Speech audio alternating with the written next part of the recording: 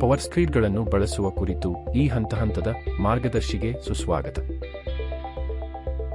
Power ಸ್ಕ್ರೀಡ್ ಮಟ್ಟಗಳು ಮತ್ತು ಇಂಜಿನ್ನಿಂದ ಚಾಲಿತವಾದ ಕಂಪಿಸುವ ಚಾಲಿತ ಬ್ಲೇಡ್ ಅನ್ನು ಬಳಸಿಕೊಂಡು ಕಾಂಕ್ರೀಟ್ ಅನ್ನು ಸುಗಮಗೊಳಿಸುತ್ತದೆ. ಮಾಡಿಗಳು, ಡ್ರೈವೇಗಳು ಮತ್ತು ಕಾಲುದಾರಿಗಳಂತಹ ದೊಡ್ಡ ಯೋಜನೆಗಳಿಗೆ ಸಮತಲ ಮೇಲ್ಮೈಯನ್ನು ಸಾಧಿಸಲು ಇದು ನಿರ್ಣಾಯಕವಾಗಿದೆ.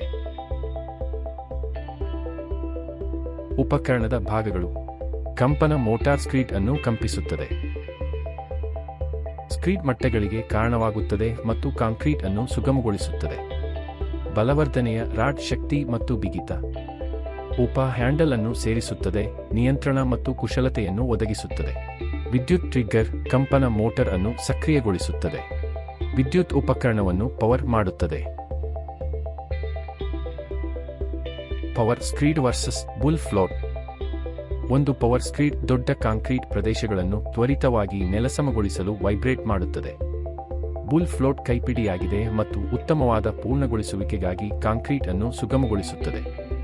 ಪವರ್ ಸ್ಕ್ರೀಡ್ ವೇಗವಾಗಿರುತ್ತದೆ, ಆದರೆ ಬುಲ್ ಫ್ಲೋಟ್ ವಿವರವಾದ ಕೆಲಸಕ್ಕಾಗಿ. ಯಾವಾಗಲೂ ಸುರಕ್ಷತಾ ಕನ್ನಡಕಗಳು, ಸುರಕ್ಷತಾ ಕೈಗವಸುಗಳನ್ನು ಧರಿಸಿ, ಗಾಯಗಳು ಮತ್ತು ಸವೆತಗಳಿಂದ ಕೈಗಳನ್ನು ರಕ್ಷಿಸಿಕೊಳ್ಳಿ. ದೊಡ್ಡ ಶಬ್ದಗಳಿಂದ ಶ್ರವಣವನ್ನು ರಕ್ಷಿಸಲು ಇಯರ್ಪ್ಲಗ್ಗಳು ಮತ್ತು ಕಿವಿ ರಕ್ಷಣೆ. ಚೂಪಾದ ಅವಶೇಷಗಳು ಮತ್ತು ಭಾರವಾದ ವಸ್ತುಗಳಿಂದ ಪಾದಗಳನ್ನು ರಕ್ಷಿಸಲು ಸುರಕ್ಷತಾ ಬೂಟುಗಳನ್ನು ಧರಿಸಿ. ಮುಗಿದ ನಂತರ ಯಂತ್ರವನ್ನು ಆಫ್ ಮಾಡಿ.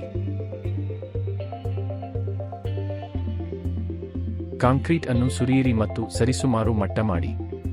ಪ್ರಾರಂಭಿಸಿ ಮತ್ತು ಎಂಜಿನ್ ಉತ್ತಮ ಸ್ಥಿತಿಯಲ್ಲಿದೆ ಮತ್ತು ಇಂಧನವಾಗಿದೆ ಎಂದು ಖಚಿತಪಡಿಸಿಕೊಳ್ಳಿ. ಒಂದು ತುದಿಯಲ್ಲಿ ನಿಂತು ಹಿಡಿಕೆಗಳನ್ನು ದೃಢವಾಗಿ ಹಿಡಿದುಕೊಳ್ಳಿ ಮತ್ತು ಸ್ಕ್ರೀಡ್ಗೆ ಮಾರ್ಗದರ್ಶನ ನೀಡಿ. ಕಂಪನ ಮಟ್ಟಕ್ಕೆ ನೇರ ಸಾಲಿನಲ್ಲಿ ಸರಿಸಿ ಮತ್ತು ಕಾಂಕ್ರೀಟ್ ಅನ್ನು ನೆಲಸಮಗೊಳಿಸಿ. ಕಡಿಮೆ ಸ್ಥಳಗಳನ್ನು ತಪ್ಪಿಸಲು ಪ್ರತಿ ಪಾಸ್ ಅನ್ನು ಸ್ವಲ್ಪ ಅತಿಕ್ರಮಿಸಿ. ನೀವು ಬ್ಲೇಡ್ ಕೋನಗಳನ್ನು ಸರಿಹೊಂದಿಸಬಹುದು ಮತ್ತು ಫ್ಲಾಟ್ನೆಸ್ ಮತ್ತು ಮೃದುತ್ವಕ್ಕಾಗಿ ಎತ್ತರವನ್ನು ನಿಭಾಯಿಸಬಹುದು. ಬುಲ್ ಫ್ಲೋಟಿಂಗ್ ಅಥವಾ ಟ್ರೋವೆಲ್ಲಿಂಗ್ನಂತಹ ಹೆಚ್ಚುವರಿ ಫಿನಿಶಿಂಗ್ ಮಾಡಿ. ಮುಗಿದ ನಂತರ ಉಪಕರಣವನ್ನು ಆಫ್ ಮಾಡಿ. ಪ್ರತಿ ಬಳಕೆಯ ನಂತರ ಸ್ವಚ್ಛಗೊಳಿಸಿ. ಬ್ಲೇಡ್ ಅನ್ನು ಪರೀಕ್ಷಿಸಿ ಮತ್ತು ಹಾನಿಗೊಳಗಾದ ಭಾಗಗಳನ್ನು ಬದಲಾಯಿಸಿ. ಚಲಿಸುವ ಭಾಗಗಳನ್ನು ನಯಗೊಳಿಸಿ. ಅದನ್ನು ಸರಿಯಾಗಿ ಸಂಗ್ರಹಿಸಿ.